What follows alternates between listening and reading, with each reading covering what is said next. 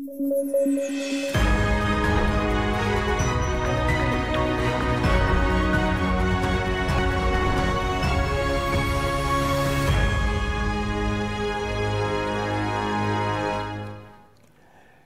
वालेकुम। प्रोग्राम सहाफ़ी में मतीउल्लाह जान। बहुत तेज़ी से सियासी महाज पे तब्दीलियाँ आ रही हैं। आज पाकिस्तान तहरीक इंसाफ के लिए कानूनी महाज पे एक बड़ी कामयाबी, इस्लामाबाद वफाकी दारुल हुकूमत की 3 कौमी असम्बली की नशिस्तों पर नून लीग, पाकिस्तान मुस्लिम लीग नून के हक़ में जारी कामयाबी के जो नोटिफिकेशन थे उनको एक बार फिर इलेक्शन कमीशन को इस्लामाबाद हाई कोर्ट ने हुक्म दिया है कि वो नोटिफिकेशन रोक लिए जाएँ।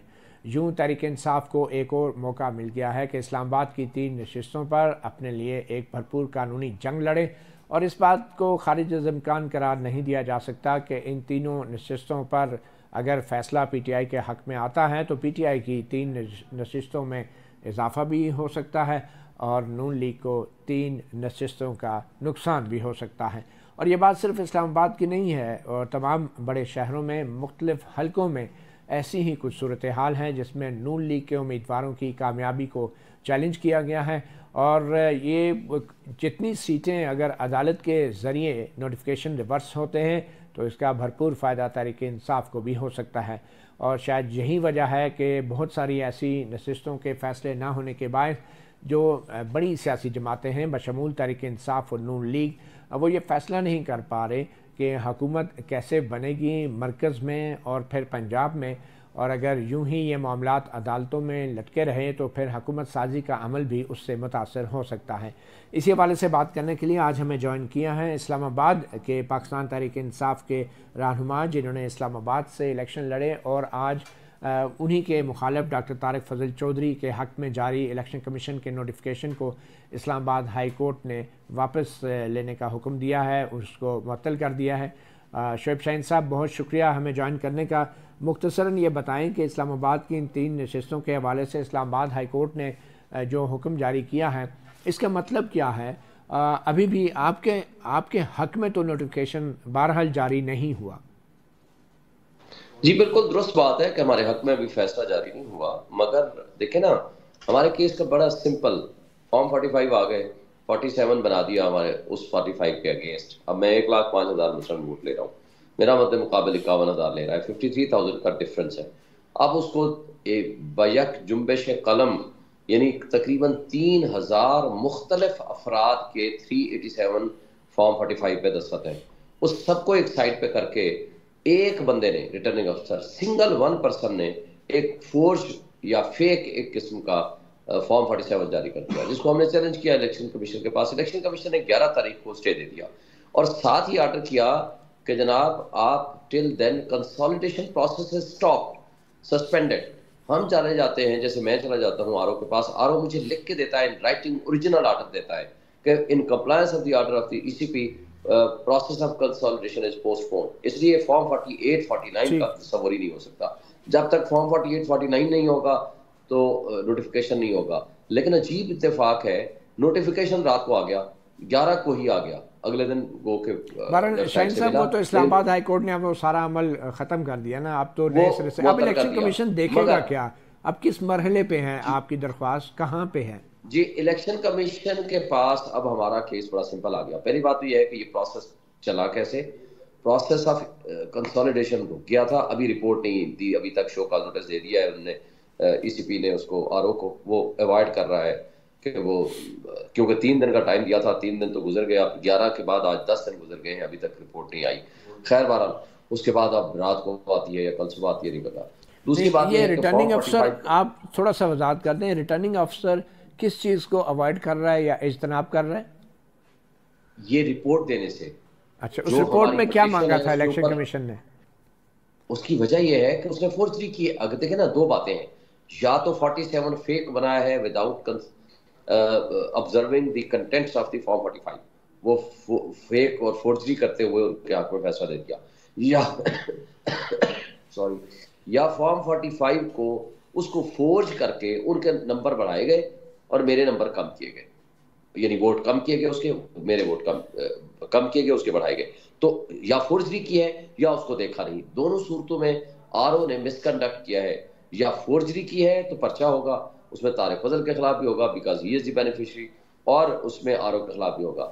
اگر اس نے مس کنڈکٹ کیا ہے اپنی حد تک، اس کو دیکھے بغیر کیا ہے، تو بھی اس کے خلاف کرمنل اور ڈسپلن پروسیڈنگز ہوگی۔ ٹھیک ہے، دونوں صورتوں میں وہ اوائڈ کر رہا ہے کہ وہ پراپرلی وہ رپورٹ کر سکے to the election commission of Pakistan. اچھا باقی اب دو جب حلقوں میں میرے بھی کیس یہی میں یہ صورتحال؟ ہو گیا، جی کنسالیڈیشن ہی رک گئی۔ اب دیکھیں نا، ای سی پی کے پاس تو بڑا سمپل کیس ہے، صرف میرے پاس نہیں ہے فارم 45، میرے ساتھ باقی جو 4-5 دیگر قریبی ترین کنٹیسٹنگ کینڈیڈیٹس تھے، کیونکہ 34 کینڈیڈیٹس تھے، مگر 4-5 وہ ہیں، 5 ایک جس کے ہر فارم کے اوپر دستخط ہیں ان کے پولنگ ایجنٹس کے، مصطفیٰ کھوکر، ٹی ایل پی اور اس کے ساتھ جماعت اسلامی اور پیپلز پارٹی، ان سب کے دستخط ہیں۔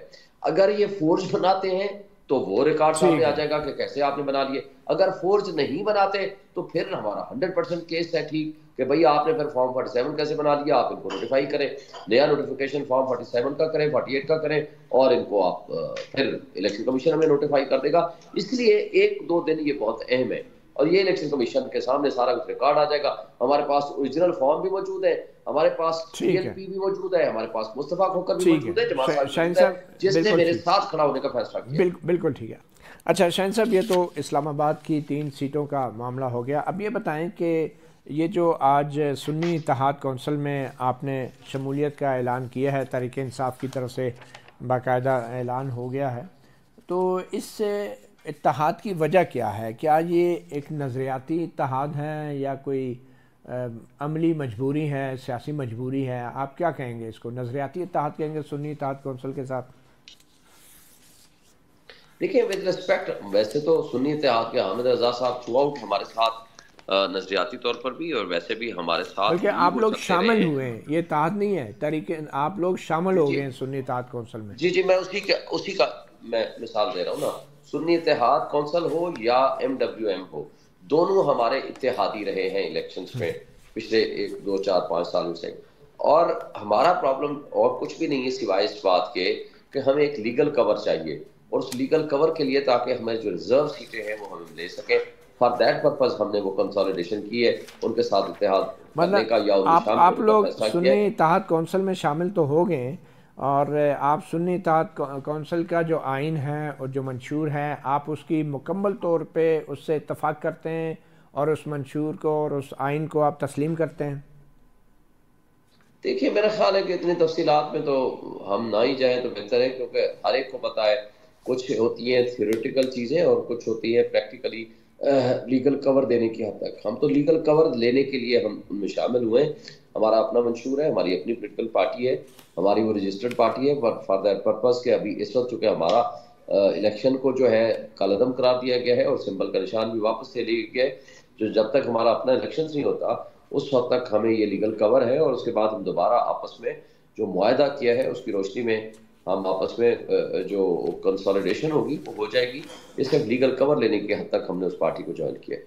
مگر اس کے لیے اس میں جو ایک آئین کے اندر جو انہوں نے وعدہ کیا ہے سنی اتحاد کونسل نے کہ انتظامی بنیادوں پہ نئے صوبوں کی تشکیل کے لیے جدوجہد کریں گے، اور پھر یہود و ہنود کی ریشہ دوانیوں کا مقابلہ کرنے کے لیے اسلامی ممالک پر مشتمل مسلم بلاک کی تشکیل کے لیے جدوجہد کریں گے، تو آپ سنی اتحاد کونسل کے اس آئین سے آپ بھرپور انداز سے یعنی کہ آپ اس سے اتفاق کرتے ہیں؟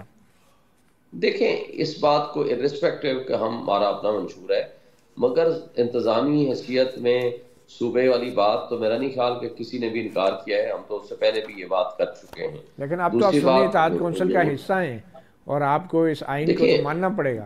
میں جو آپ کو بات گزارش کر رہا ہوں وہ یہ کہہ رہا ہوں کہ یہ والی بات تو ہم اپنے منشور میں بھی شامل کر چکے ہیں۔ دوسری بات یہ ہے کہ یہود و ہنود کی جانے والی کارستانیوں کے مقابلے میں اسلامی بلاک بنانے کا جہاں تک تعلق ہے، وہ تو عمران خان صاحب ہمیشہ اسلامی بلاک کے حامی رہے ہیں، اور انہوں نے آلریڈی آپ نے دیکھا ہے جس طرح بالکل آخری والا ان کا اقتدار بھی تھا، انہوں نے او آئی سی کے وزرائے خارجہ کی میٹنگ بلائی ہوئی تھی افغانستان کے لیے، اور اسی طرح انہوں نے کہ کبھی بھی ایسا زمانہ نہیں رہا کہ انہوں نے مسلم امہ کو اکٹھا کرنے کی ٹھیک ہے، کوشش نہیں کی، اور اس میں تو میرا نہیں خیال کہ یہ ایک ایسی ایشو ہے کسی بھی میرا خیال ہے پاکستانی کو یا مسلم کو کوئی اعتراض ہو۔ اچھا یہ بتائیں کہ یہ جو مجلس وحدت المسلمین کے ساتھ پہلے بات چل رہی تھی وہ نہیں ہوئی، کیا اس کی صورت کیا وجہ تھی کہ دیکھیں میں تو سچی بات ہے کہ اپنے اس مقدمے کی وجہ سے اوور برڈن رہا ہوں. I could not attend the meetings جس میں یہ ساری لیڈرشپ کے فیصلے ہوئے ہیں. لیکن میرا ذاتی خیال یہ ہے کہ اعتراضات بہت سارے آئے تھے کچھ جگہوں سے، تو پھر اس لیے انہوں نے کنسالیڈیٹ کر کے آپس میں اتحاد کی بنیاد پر پھر فیصلہ کیا ہے.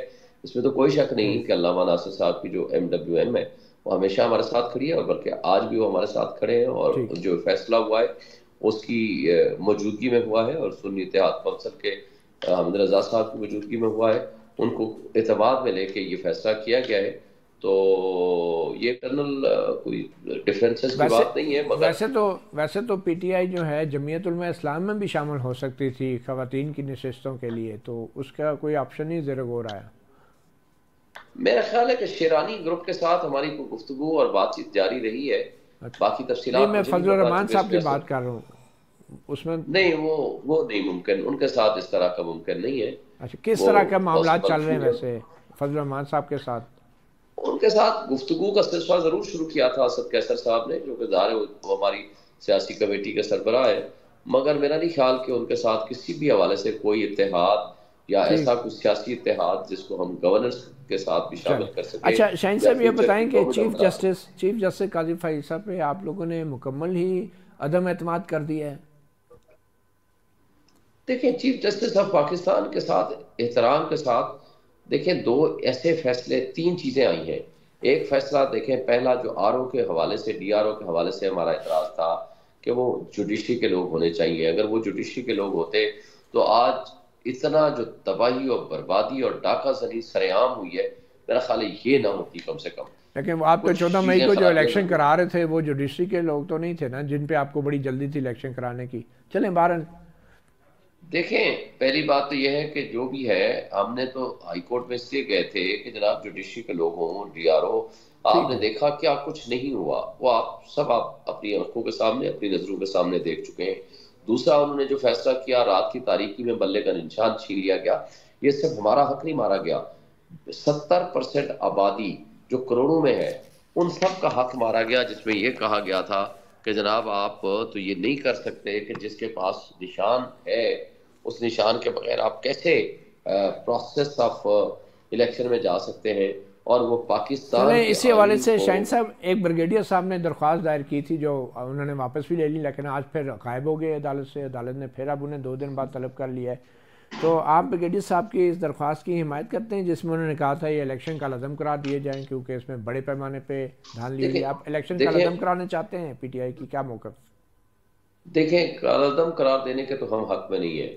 ہم یہ کہتے ہیں کہ جو ہماری سیٹیں ہم جیت چکے ہیں، جس کا واضح ثبوت اور پروف ہمارے پاس بھی ہے اور پوری دنیا نے دیکھا ہے، اس کی روشنی میں ہمارا حق ہمیں واپس دیا جائے. اور یہ عوام کا حق ہے، صرف ہمارا ذات کا حق نہیں ہے. اس لیے کہ عوام کا یہ حق کے حکمرانی ہے کہ وہ جس کو اپنا نمائندہ منتخب کرنا چاہیں، یہ ان کا حق ہے. ان کے مینڈیٹ پہ جو ٹھیک. چوری اور ڈاکہ زنی ہوئی ہے وہ واپس کیا جائے.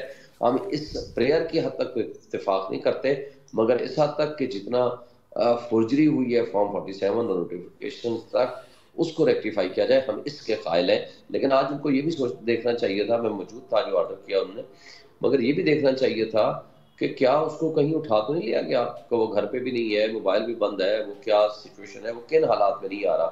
صرف یہ کہہ دینا کافی نہیں ہے کہ وہ نہیں آ رہا، اس نے پاپولرٹی گین کر لی اور اس کے بعد وہ غائب ہو گیا. تو غائب کیا ہوا چلیں یا ان غائب کو کیا ایک گیا؟ اور موقع تو اینی وے دے ہی دیا ہے سپریم کورٹ آف پاکستان نے. شعیب شاہین ایڈوکیٹ، بہت شکریہ. پروگرام کے اگلے سیگمنٹ میں ہم بات کریں گے مسلم لیگ نون کے رہنما راجہ ریاض سے.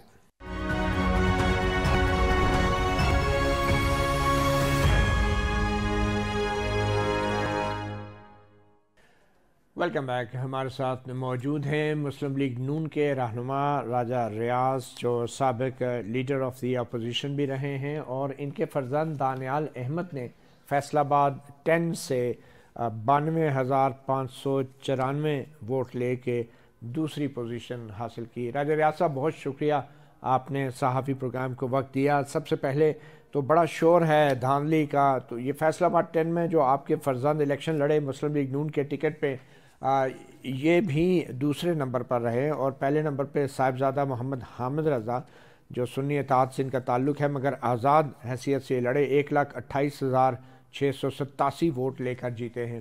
تو پہلے تو اس جو الیکشن کے نتائج ہیں اس کے بارے میں آپ کچھ کہنا چاہیں گے؟ جی پچھلی دفعہ انہوں نے آزاد الیکشن 2018 میں میرے مقابلے میں لڑا تھا اور انہوں نے 5,000 ووٹ دیے تھے۔ اس دفعہ الیکشن ہوا ہے اور فیصل آباد آپ کو پتہ ہے کہ صنعتی شہر ہے، یہاں پہ ہمارا پاور لوم سیکٹر بری طرح متاثر ہے، مہنگائی ہے، بے روزگاری ہے، اور مہنگائی، پٹرول مہنگا ہے، بجلی کے بل بہت ہیں۔ میں یہ نہیں مانتا کہ یہ پی ٹی آئی کو ووٹ پڑے ہیں، یہ مہنگائی کے خلاف ووٹ پڑے ہیں، اور میں جو اپنی شکست ہے اس کو تسلیم کرتا ہوں، اور ان کو جو میرے بیٹے سے صاحب جیتے ہیں میں ان کو مبارکباد پیش کرتا ہوں۔ ہاں مطلب کہ ویسے تو آپ کا نام بھی بیلٹ پیپر پر موجود تھا اور آپ کے نام کے آگے 381 ووٹ ہیں، مگر شاید آپ نے دستبردار ہونے کا اعلان کر چکے تھے آپ پہلے ہی۔ جی میں تو ظاہر ہے دستبردار ہو گیا تھا، لیکن کاغذ واپس لینے کا ٹائم گزر چکا تھا، اس لیے پھر میں کاغذ واپس نہیں لے سکا۔ اچھا، بطور ایک رہنما مسلم لیگ نون آپ سمجھتے ہیں کہ یہ جو الیکشن کے نتائج ہیں یہ آپ کی پارٹی کی جیت ہے، فتح ہے، یا کچھ اور ہے؟ دیکھیں جی میں سمجھتا ہوں کہ یہ ہم پی ٹی آئی والے نہیں کہ جہاں جیت جائیں وہاں کہیں جی کہ بہت فیئر الیکشن ہوا ہے۔ کے پی کے میں وہ کہہ رہے ہیں کہ بہت فیئر الیکشن ہوا ہے، پنجاب میں جہاں وہ سیٹیں جیت گئے ہیں کہتے ہیں بہت فیئر الیکشن ہوا ہے، جہاں ہار گئے ہیں وہاں کہتے ہیں جی بے ایمانی ہوئی ہے۔ یہ رویہ کو درست رویہ نہیں ہے۔ ہم الیکشن کے نتائج کو تسلیم کرتے ہیں۔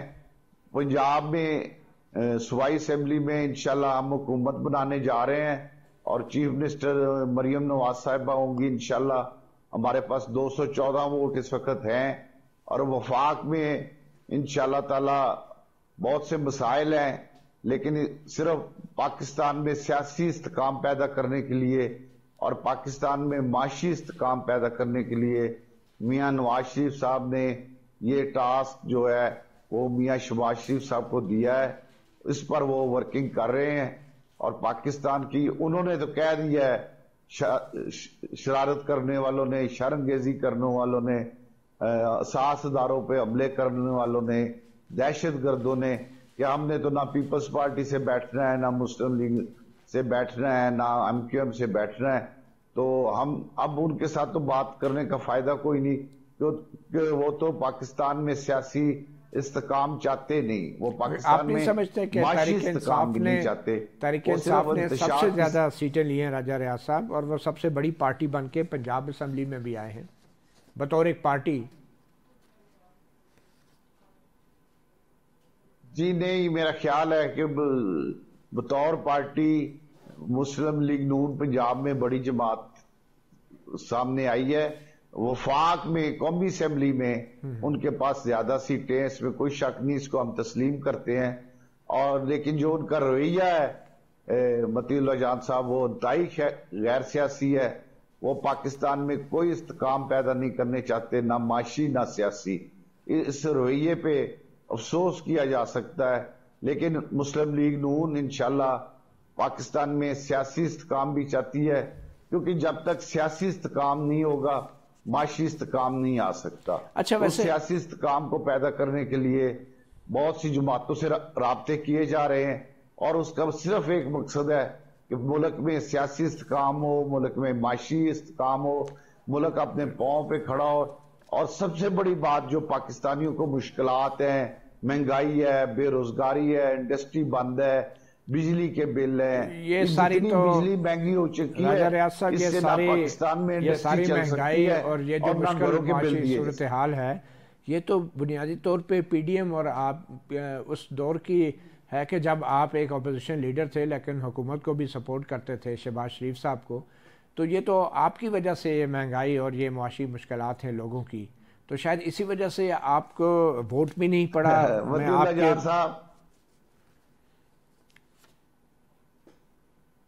متی اللہ جان صاحب، مجھے آپ سے یہ امید نہیں کہ آپ یہ مہنگائی، بے روزگاری، جو ملک کا برا حال ہے، جو ملک جس طرح بزدار نے ملک کو لوٹا، جس طرح عمران خان کی پوری ٹیم نے ملک کو لوٹا، اس کے بعد آپ کو کم از کم یہ نہیں کہنا چاہیے. مگر آپ تو اس ٹیم کا حصہ رہے نا کافی طویل عرصے تک. پاکستان میں ہے، آپ کو کوئی پچھتاوا نہیں کہ اگر آپ پی ٹی آئی کے ساتھ ہوتے تو آج آپ بھی جیت چکے ہوتے الیکشن؟ کیونکہ آپ کے مخالف کو تو پی ٹی آئی کی حمایت حاصل تھی. مجھے خوشی ہے کہ میں نے پاکستان کو دوالیہ ہونے سے بچایا، بینک کرپٹ ہونے سے بچایا، بطور پاکستان اپوزیشن کے لیے لیڈر قربانی دی. کیسے اور ایک بچایا؟ ایسے شخص کو جو پاکستان میں عدم استحکام پیدا کرنا چاہتا ہے، جو معاشی عدم استحکام پیدا کرنا چاہتا ہے، جو سائفر جیسے کاغذ لہرا کے اپنی سیاست چمکاتا ہے، جو بزدار جیسے نالائق آدمی کو وزیر اعلیٰ پنجاب بناتا ہے. مجھے اس کی خوشی ہے کہ میں نے مناسب وقت پر اس کو چھوڑ دیا اور مناسب وقت پر فیصلہ کیا. سیاست میں ہار جیت میں کوئی معنی نہیں رکھتی، لیکن آپ کے خیال میں راجہ صاحب، آپ کے خیال میں اب جو ہے اگر آپ کو بزدار کے وزیر اعلیٰ بننے پہ اعتراض ہے تو کیا شہباز شریف کے وزیر اعظم بننے سے ملک کی معاشی صورتحال بہتر ہو جائے گی؟ کیا خیال ہے، نواز شریف کو وزارت عظمیٰ نہیں لینی چاہیے تھی؟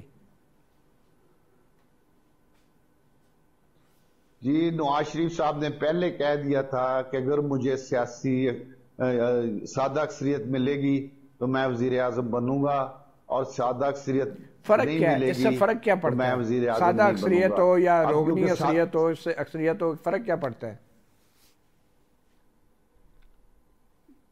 دیکھیں، نواز شریف صاحب جو طبیعت کے حساب سے اور وہ عمر کے اس حصے میں ہیں کہ اس زیادہ، کیونکہ جب آپ کی اطاعت کی حکومت ہوتی ہے تو ہر روز ڈے بائی ڈے مسائل ہوتے ہیں اور آپ نے ہر چیز کو کور کرنا ہوتا ہے.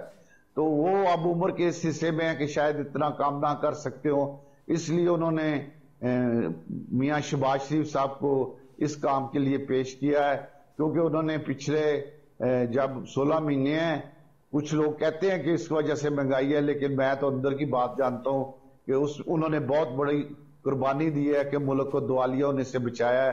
اور میں یہ بھی سمجھتا ہوں کہ یہ ساری جو پاکستان میں اس وقت دہشت گردی ہے، مہنگائی ہے، بے روزگاری ہے، بجلی کے بل ہیں، شرح سود زیادہ ہے، ڈالر کا ریٹ جو جہاں تک عمران خان لے کے گیا، تو یہ ساری برائیوں کی جڑ جو ہے وہ عمران خان تھے. کچھ لوگ نہیں مانتے، اور جو نہیں مانتے انہوں نے پی ٹی آئی کو ووٹ بھی دیے، یہ حقیقت ہے. لیکن میں تو اس کا میرے آنکھوں کے سامنے یہ سب کچھ ہوا ہے. میں اس کو ذاتی طور پہ سمجھتا ہوں کہ یہ پاکستان کے خلاف ایک سازش تھی پی ٹی آئی کی. اچھا راجہ صاحب، اب دیکھیں آپ نے خود الیکشن کیوں نہیں لڑا؟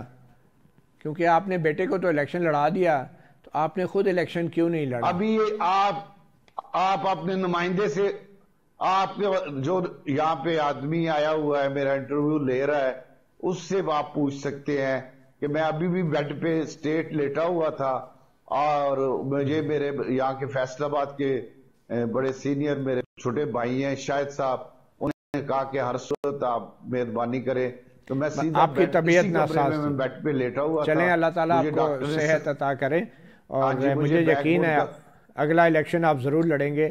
اور آپ کو کیا لگتا ہے اگلا الیکشن جلد ہوگا؟ یہ حکومت چلے گی زیادہ عرصہ، طویل عرصہ؟ اگر نون لیگ کے شہباز شریف وزیر اعظم بن بھی گئے، کتنا عرصہ چلے گی یہ حکومت آپ کے خیال میں؟ کیونکہ آپ کا تجربہ بہت ہے، آپ تو پہلے بھی آپ نے بڑی پیشگوئیاں کی ہیں جو درست ثابت ہوئی. میری دعا بھی ہے، میرا تجربہ کہتا ہے، میری دعا بھی ہے، میرا تجربہ کہتا ہے کہ یہ حکومت اپنا 5 سال کا ٹرنور پورا کرے گی، اور اس 5 سال میں پاکستان کو پاؤں پہ کھڑا کرے گی، پاکستان میں خوشحالی آئے گی، پاکستان میں روزگار آئے گا. مگر راجہ صاحب، یہ جو اتنی زیادہ الزامات لگے ہیں، میرا تجربہ بھی کہتا ہے اور میں دعا گو بھی ہوں. راجہ صاحب، یہ جو فارم 45 اور فارم 47 کے اتنے زیادہ تضادات سامنے آئے ہیں، بڑی تعداد میں شکایات آ رہی ہیں، اور پھر آج ہی اسلام آباد کی 3 نشستوں کے نوٹیفیکیشن معطل ہو گئے ہیں جو کامیابی کے نوٹیفیکیشن تھے نون لیگ کے. تو اتنی زیادہ دھاندلی کے بعد اب سمجھتے ہیں کہ یہ الیکشن صاف اور شفاف ہوئے تھے؟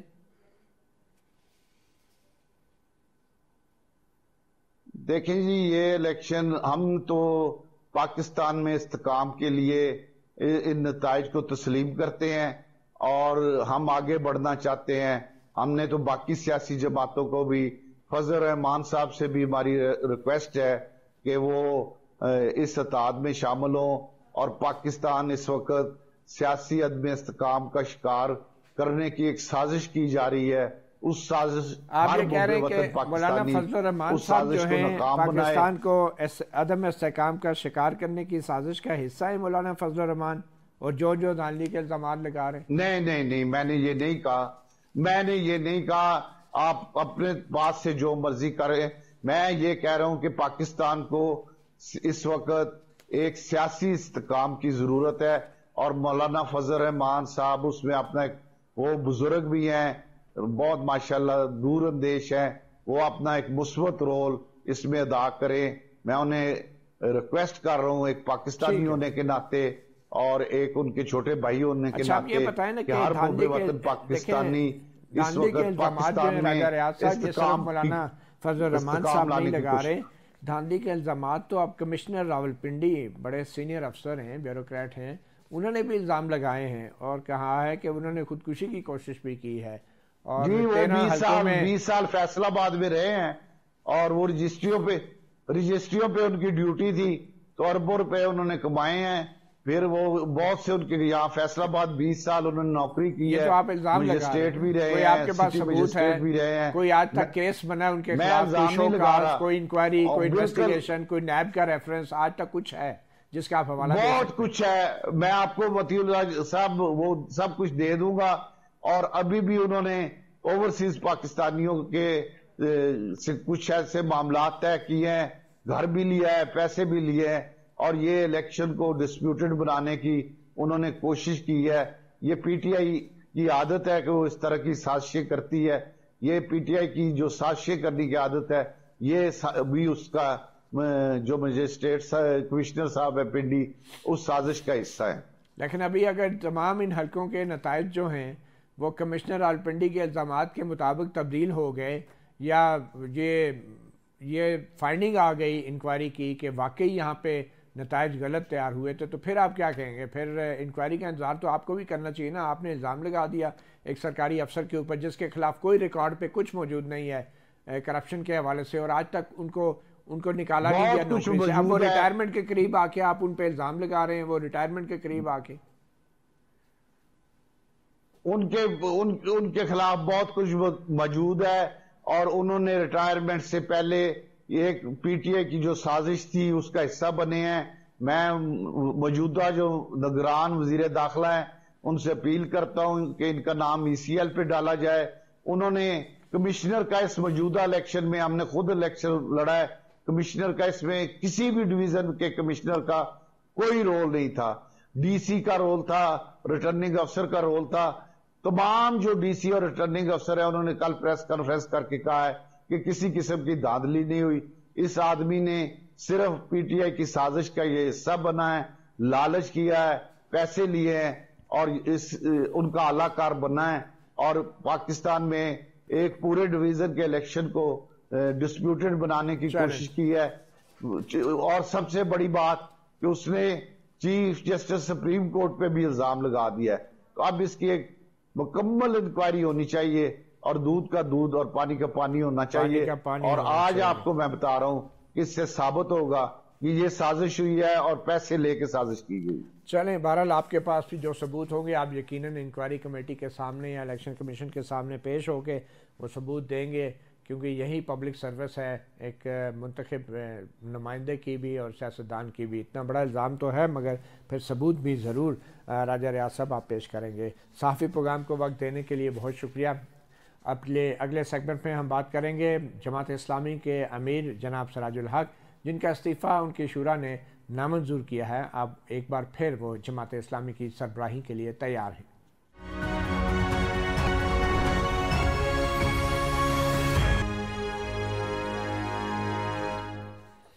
Welcome back. ہمارے ساتھ موجود ہیں امیر جماعت اسلامی جناب سراج الحق. سراج الحق صاحب بہت شکریہ صحافی پروگرام کو وقت دینے کا.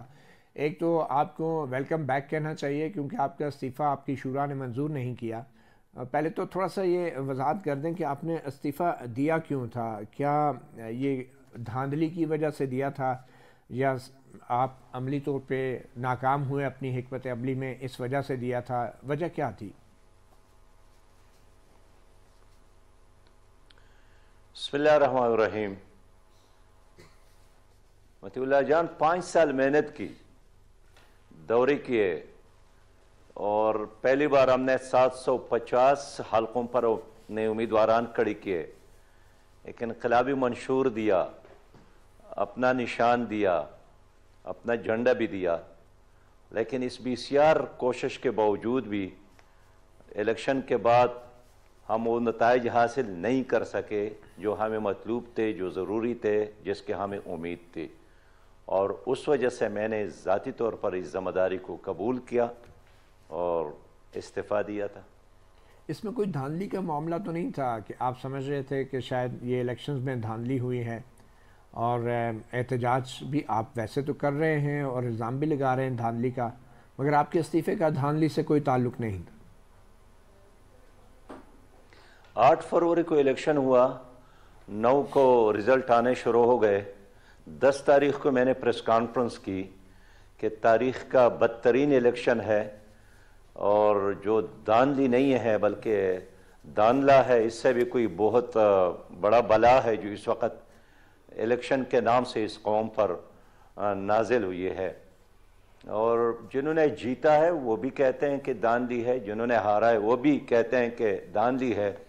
یہی وجہ ہے کہ پہلی پریس کانفرنس میں ہم نے مطالبہ کیا جماعت اسلامی کی طرف سے کہ الیکشن کمشنر استعفیٰ دے، اس لیے کہ ایک شفاف الیکشن دینے میں وہ ناکام ہو گئے، اور ایک آزاد تحقیقاتی کمیشن بنایا جائے تاکہ اس ساری سچویشن کا جائزہ لے لے اور قوم کے سامنے حقائق رکھے۔ کراچی کے آپ کے رہنما حافظ نعیم الرحمان نے اپنی جیتی ہوئی نشست جو ہے وہ چھوڑ دی، کیا اس کی وجہ یہ تھی کہ ان کو بھی دھاندلی کر کے جتایا گیا تھا؟ دیکھیں، ہم سے 6 سیٹیں انہوں نے چھین لی، اور ظلم یہ ہے کہ دوسری اور تیسرے کو بھی موقع نہیں دیا گیا، بلکہ چوتھے نمبر پر جو تھے ان کو اوپر لایا گیا اور ان کے اعلانات کیے گئے، اور 1 سیٹ ہمیں دیا گیا۔ شاید وہ اس لیے دیا تھا کہ اسی کو بیس بنا کر ہم جماعت اسلامی کو بلیک میل کریں گے کہ اگر باقی جعلی ہے تو آپ کا یہ سیٹ جعلی ہے، اس لیے نعیم الرحمان صاحب نے، وہاں کی جماعت نے ان کو واپس کیا اور واپس دینے کا اعلان کیا۔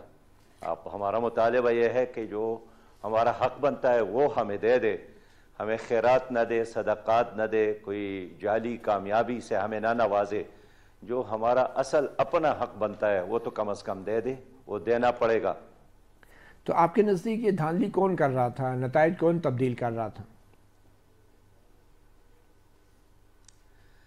دیکھیے، الیکشن سے پہلے ملک کے اندر جو نظام ہے اور جو غالب قوت ہے، جو مؤثر قوت ہے، انہوں نے شاید پہلے سے تقسیم کیا تھا کہ پنجاب پلان پارٹی کو دینا ہے، سندھ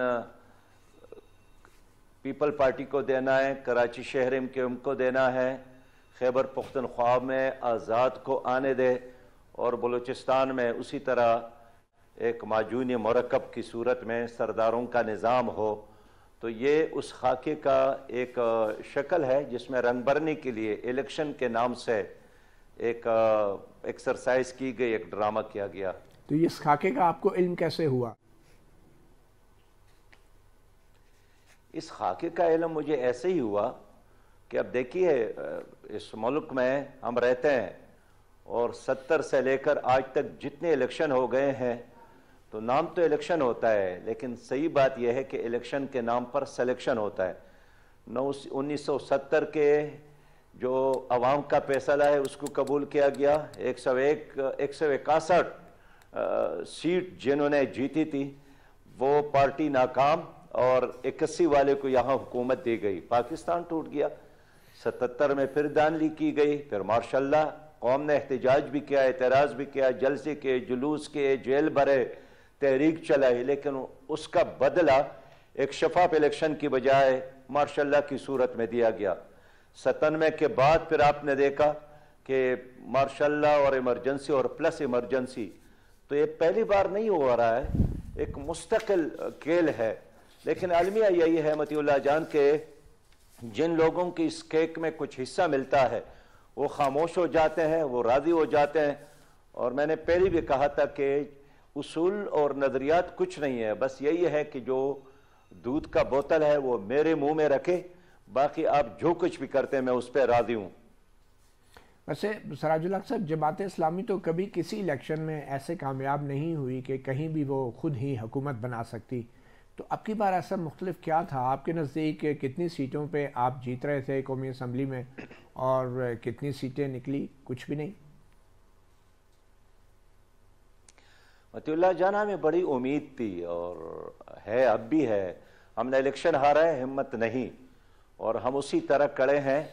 ٹھیک ہے، ہمارے لوگ قومی اسمبلی میں نہیں ہوں گے لیکن چوک اور چوراہوں میں ہوں گے، اور ہر جگہ جماعت اسلامی آپ کو ایک بھرپور، توانا اور طاقتور آواز کی صورت میں نظر آئے گی انشاءاللہ۔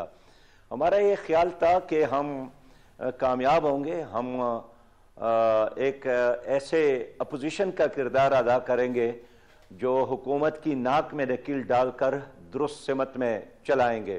ہاں، اگر اتنی میجارٹی ملی جس میں ہم اپنے انقلابی ایجنڈے پر عمل کر سکتے ہیں تو بہت اچھی بات ہے، لیکن اگر وہ نہیں کر سکتے تو ہم نے طے کیا تھا کہ ہم کسی ایسے اتحاد کا حصہ نہیں بنیں گے جس میں ہم اپنے منشور پر اپنے انقلابی پروگرام کو عملی شکل نہیں دے سکے۔ ہمارا ایک خیال تھا کہ اگر ہم آتے، جو ہماری تیاری تھی، تو ہم معیشت کو ٹھیک کرنے کے لیے، ہم جو قوم کا ایک درینہ مطالبہ ہے ڈاکٹر عافیہ کو واپس لانے کے لیے، ہم کشمیر کاس کو آگے بڑھانے کے لیے، ہم اس ملک میں وی آئی پی کلچر کا ایک ناجائز کلچر ختم کرنے کے لیے، ایک مؤثر اور عام آدمی کو انصاف دلانے کے لیے ایک مؤثر کردار ادا کرتے۔ جماعت اسلامی نے پہلے بھی ادا کیا ہے، اگر ہمارا ایک بھی رکن ہے وہ بھی ایک مؤثر آواز بنتا ہے۔ اچھا سراج الحق صاحب، راولپنڈی کے جو کمشنر ہیں لیاقت علی چٹھا صاحب، انہوں نے جو بڑے سنگین الزامات لگائے ہیں، آپ کے نزدیک ان الزامات کی کیا حقیقت ہے اور آپ کا تجربہ کیا کہتا ہے؟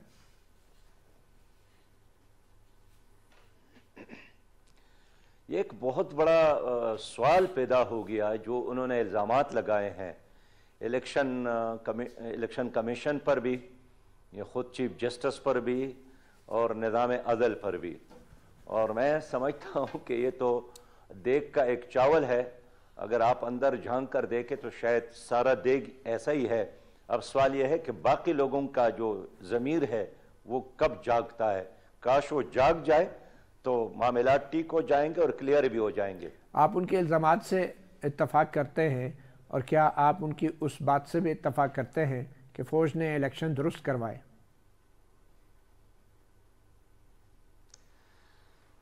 دیکھیے، دلوں کا حال تو اللہ جانتا ہے، لیکن ایک آدمی ہے، ایک ایسے منصب پر ہے، ذمہ دار منصب پر بیٹھا ہے، جس نے اس پورے نظام کی نگرانی کی ہے، ظاہر ہے اس کا تنخواہ لیا ہوگا، اس کا ٹی ڈی لیا ہوگا، اس کے مراحت لیے ہوں گے، اس کے نیچے بہت ہزاروں لوگ کام کرتے تھے، اس پر کوئی دباؤ نہیں تھا، اور اس نے بالآخر میڈیا کے سامنے اپنی جرم کا اعتراف کر لیا، تو اس پر یقین نہ کرنے کا کوئی ایسا ثبوت میرے ساتھ نہیں ہے کہ یہ جھوٹ بول رہا ہے، جب تک کوئی اس کو جھوٹ ثابت نہ کرے، اور اگر وہ نہ بھی کہے تو ہم اپنے آنکھوں سے دیکھ رہے ہیں۔ جی سراج الحق صاحب، جماعت اسلامی اب کی بار سپریم کورٹ میں جائے گی ان الیکشنز کے نتائج کے خلاف؟ ہم وہ کلاس سے مشاورت میں ہیں، مشورہ کر رہے ہیں، البتہ کچھ لوگ گئے بھی، ہم دیکھتے ہیں کہ سپریم کورٹ ان کے ساتھ کیا بیہیو کرتا ہے۔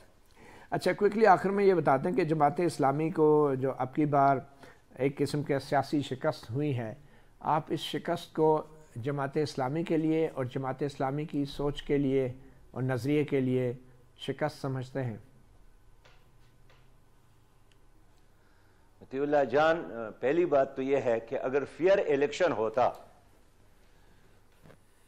اور جیتنے والے لوگ جو اس وقت موجود ہے، کم از کم وہ لوگوں کی مبارکباد تو لیتے نا، اس کے چہروں پر کوئی خوشی کا لہر آپ دیکھتے نا، وہ تو اب مبارکباد نہیں لے رہے ہیں، ان کے چہروں پر کوئی مسکراہٹ ہی نہیں ہے، وہ بھی سمجھ رہے ہیں کہ ہم کامیاب نہیں ہوئے، ہمیں کامیاب کیا گیا۔